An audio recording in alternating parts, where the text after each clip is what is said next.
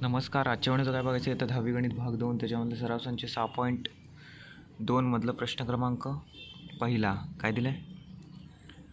एक व्यक्ती एका चर्चपासून 80 मीटर अंतरावर उभी आहे. त्या व्यक्तीने चर्चच्या छताकडे पाहिले असता 45 अंश मापाचा उन्नत कोन तयार होतो. तर चर्चची उंची किती आहे. तो प्रश्न आपण परत वाचूया. एक व्यक्ती एका चर्चपासून 80 मीटर अंतरावर उभी आहे. एक व्यक्ती चर्च हे चर्च आहे बी म्हणजे ही व्यक्ती आहे सी म्हणजे 80 मीटर अंतरावर उभी आहे. ओके. त्या व्यक्तीने चर्चच्या छताकडे पाहिले. हे छत आहे चर्चचं. ओके. हे आपण जोडूया दोन्ही. तर काय होतं 45 अंश मापाचा उन्नत कोन तयार होतो. हे दोन्ही पॉईंट जोडूया. ओके. आता हा काय 45 अंश मापाचा उन्नत कोन तयार झाला आहे. आता काटकोन आहे 90 अंश आणि चर्चची उंची आहे. तर चर्चची उंची काढायची आहे म्हणजे हे ए बी काढायचं आहे आपल्याला. ओके. आपल्याला बी सी दिलं आहे. ए बी फक्त काढायचं आहे. आधी आपण जेवढं काय केलं आहे ते लिहून घेऊया. प्रश्नामध्ये काय दिलं आहे चर्चची उंची काय दिली आहे ए बी. ओके. त्याच्यानंतर व्यक्ती त्याला आपण काय नाव दिलं सी.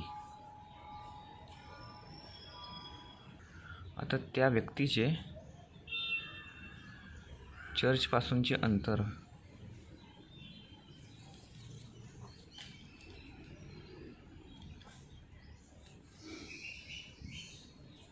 बी सी त्याला आपण बी सी म्हणतो. ते किती आहे 80 मीटर. ओके. तर इथे आपल्याला काय दिलं आहे हे बघा. हा 45 अंश मापाचा कोन आहे. हा पण 45 अंश असणार आहे कारण त्रिकोणाच्या तिन्ही कोणाच्या मापांची बेरीज 180 अंश असते. ओके. 45 45 90 अंश. ओके. हा काटकोन त्रिकोण आहे म्हणून काय